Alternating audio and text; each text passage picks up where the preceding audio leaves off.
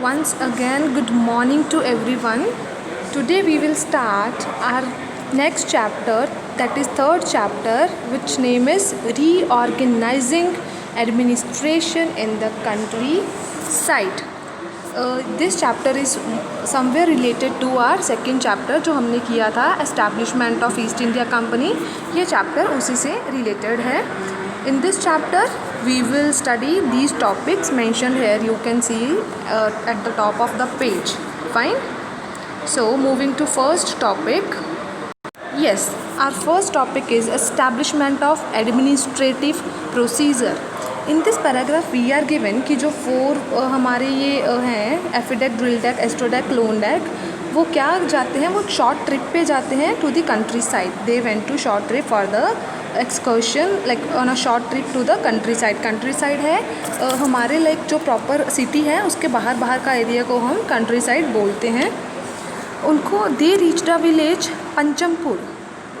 Were enjoying a view when they saw a man with thick roaster in hand measuring a land of part along with the two other men. वो क्या देखता है कि कुछ लोग हैं वो बड़े से उसके साथ रोस्टर के साथ they are measuring land and there was one person who was noting everything down very meticulously. Means बहुत ध्यान से he was noting everything down. Sudden a group of people appeared from nowhere. पता नहीं कहाँ से कुछ लोग आते हैं and started arguing with that man about the land. जो कुछ लोग आते हैं और they started discussing something to the with the people who was noting down something. उनसे वो आर्ग्यू करने लग जाते हैं on the basis of land. ठीक है. The man stood his ground and spoke to them in a decisive manner. और जो man who is having that paper board you can see in picture, वो क्या है उनसे डिसिसिव मैनर में बात करता है, लाइक उन्हें सीधा डिसीजन सुना देते हैं. And students wondered who he was, that ये कौन है. In the last chapter we have read how the English East India Company gradually occupied territories. हमने लास्ट चैप्टर में यही तो देखा कि कैसे इंग्लिश ईस्ट इंडिया कंपनी ने धीरे धीरे हमारी टेरिटरीज़ को अपने अंदर ले लिया, सारी पॉलिटिकल पार्ट्स को कैप्चर कर लिया एंड ऑलमोस्ट इंटायर इंडिया को ही, है ना. To govern such a huge territory, इतनी बड़ी टेरिटरी को चलाना, इतने बड़े देश को चलाना, उन्होंने क्या किया. They formulated and implemented new laws.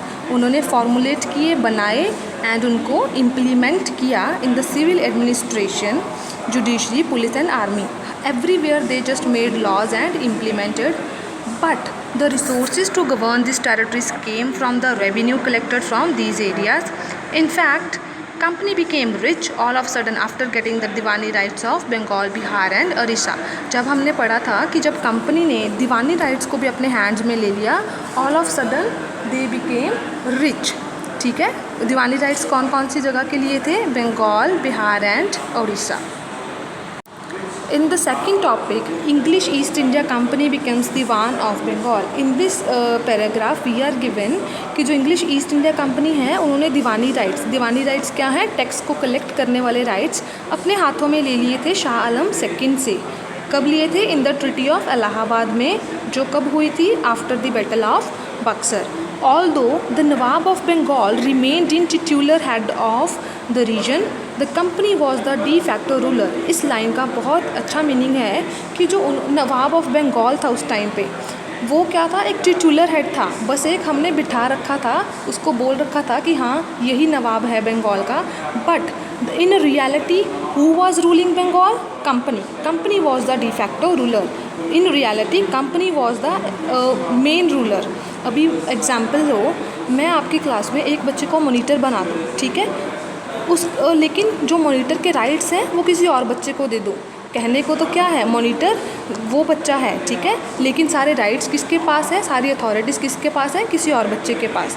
वही चीज़ थी, इन्होंने भी हमें यही दिखाया कि नवाब ऑफ बंगाल है, लेकिन ही वॉज जस्ट टिट्यूलर हेड जो उनके कहने पे काम करेगा. बट रियलिटी में रूल कौन कर रहा था? कंपनी. ठीक है. Now the company became the diwan और chief financial administrator of Bengal, Bihar and Orissa. ये तीनों जगह का चीफ फाइनेंशियल एडमिनिस्ट्रेटर बन गया था. As diwan they started collecting revenues, और उसकी वजह से दे फेस्ड सम प्रॉब्लम्स. वो प्रॉब्लम्स क्यों आई? क्योंकि जो उनका रेवेन्यू सिस्टम था, जो उनका टैक्स कलेक्ट करने का सिस्टम था, वो किस चीज़ के ऊपर बेस्ड था? मुगल सिस्टम के ऊपर बेस्ड था। अभी पहले से कोई चीज़ चलती आ रही है, उसका अलग से सिस्टम है, एकदम से आके तुम उसको ओवर पावर कर लो कि हाँ मैं ये जिम्मेदारी अपने हाथों में ले रही हूँ, तो you will face some problems कि ये किस तरीके से हो रहा है, how to do this and all, है ना, ये सारी चीज़ें हैं। This system was modified by successive nawabs of Bengal. इस सिस्टम को थोड़ा मॉडिफाई किया गया, जो आगे नवाब थे। System of ijaradari was introduce to collect revenues. Ijaradari एक सिस्टम है, उसको इंट्रोड्यूस किया गया रेवेन्यू को कलेक्ट करने के लिए। So the British agents started collecting revenue. They came in direct conflict with existing revenue collectors और ijaradars who were the local landlords or zamindar.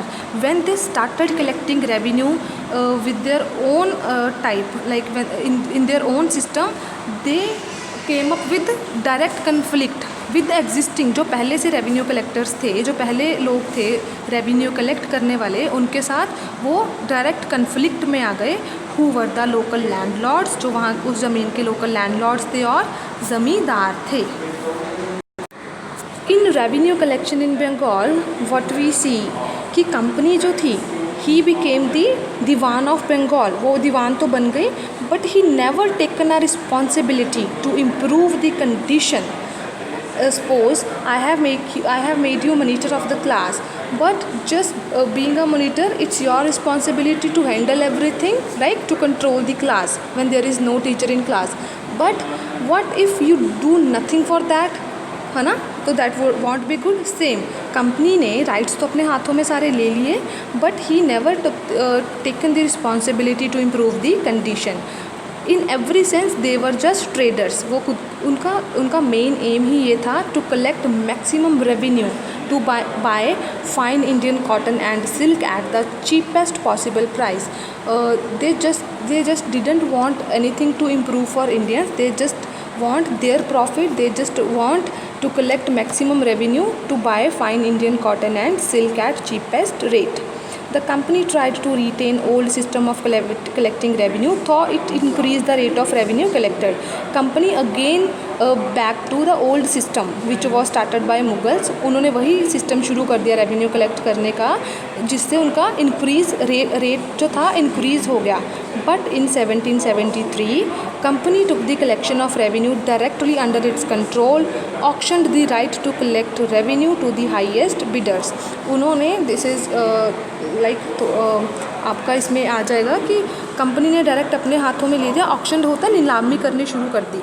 ठीक है, कितना राइट दोगे, ऐसे करोगे, वो चीज़ जैसे आपने ऑक्शन सुना होगा, बोली लगती है ना, कि इस घर के लिए हाउ मच यू विल पे, ऐसे 1 2 3 करके, this is auction. Thus resulted in high revenue collection. Amount of revenue collected was not maintained. उसको अमाउंट को वो मेंटेन नहीं रख पाए। Also neither zamindars nor the royals हैं आपके ये peasants फार्मर्स की बात हो रही है, took the onus here means responsibility of improving the quality of cultivation. इन्होंने भी किसी ने जिम्मेदारी नहीं ली कि वो कल्टीवेशन की क्वालिटी को इम्प्रूव करें। They didn't know who would be the bidder next year, उनको क्योंकि पता ही नहीं था that who would be the bidder next year. This kind of attitude led to crop failure, heavy revenue losses to the company. With this attitude what they get only crop failure and losses. Sorry, the economic situation in Bengal was not promising. The artisans, peasants were forced to sell their goods to the company at very cheap prices. जो artisans हैं, जो भी अपना जो artist हैं, कुछ भी बनाते हैं, चाहे वो पेंटिंग है, चाहे वो आर्ट एंड क्राफ्ट का जो काम करते हैं, those are artisans. They were forced कि वो अपना जो सामान है वो कंपनी को चीप रेट्स पे बेचें। The peasants in many case even zamindars could not pay the high revenues demanded from them. अभी मुझे पता है जो आपकी जो इनकम है वो 100 रुपये की है, बट स्टिल मैं आपसे 200 रुपये डिमांड करूँ कि एज अ टैक्स मुझे 200 रुपये दो, तो व्हाट विल हैपन, आप कर्जे में मारे ही जाओगे ना। So handicraft declined, agriculture production collapse. जो हैंडीक्राफ्ट का आर्टिसंस का काम था वो भी डाउन जाना शुरू हो गया, और जो एग्रीकल्चर प्रोडक्शन थी वो भी कोलैप्स्ड होनी शुरू हो गई। कोलैप्स्ड मतलब ऑलमोस्ट ख़त्म होनी शुरू हो गई। द कैटेस्ट्रॉफिक है बहुत गंदी सिचुएशन, डिज़ास्ट्रस फैमिन आया इन 1770। फैमिन क्या है? Scarcity of food. What it did? It wiped out 1/3 of population of Bengal. इसने 1/3 ऑफ पॉपुलेशन ऑफ बंगाल को बिल्कुल ख़त्म कर दिया, जिसमें कितने लोग मारे गए? 10 million people. Moving further, next is permanent settlement of Bengal. At this stage fixing up of land revenue to a permanent amount emerged as an idea. जब उनको लगा कि ऐसे काम नहीं चलेगा, सारी चीज़ों को फिक्स करना ही पड़ेगा, लैंड रेवेन्यू को हमें फिक्स करना ही पड़ेगा। After 20 years of prolonged discussion and debate, what company did? Company introduced the permanent settlement of Bengal in 1793. After 20 years, finally company came to the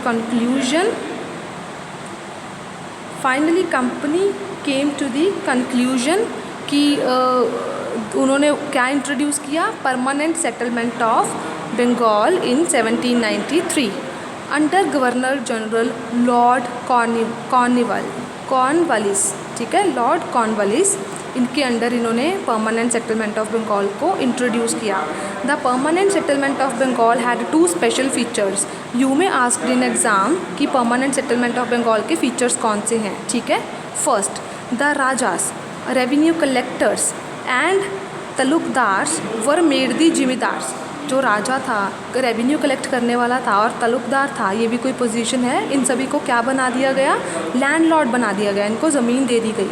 now they were not only the agents of the company who collected land revenue but also the owner of the land in their zamindari. अभी ये सिर्फ agent नहीं रह गए थे company के, बल्कि ये ऑनर भी बन गए थे ज़मींदारी के लिए। ठीक है, सेकेंड पॉइंट क्या है? द रॉयट्स और cultivators were reduced to the status of mere tenants on their own land. अभी जो फार्मर्स हैं जिनके पास थोड़ी बहुत ज़मीन थी, उनको पहले इन्होंने क्या किया था? उनको एज आ किराएदारी बना दिया था, उन्हीं की ज़मीन का किराएदार बना दिया।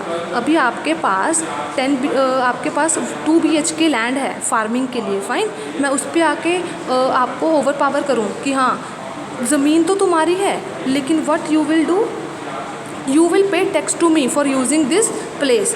तो क्या थी? उनसे वो चीज़ भी उनको फ्री कर दिया था इस चीज़ से कि हाँ आप टीनेंट्स नहीं हो, ये आपका अपना ही लैंड है। ठीक है, this was the things in this.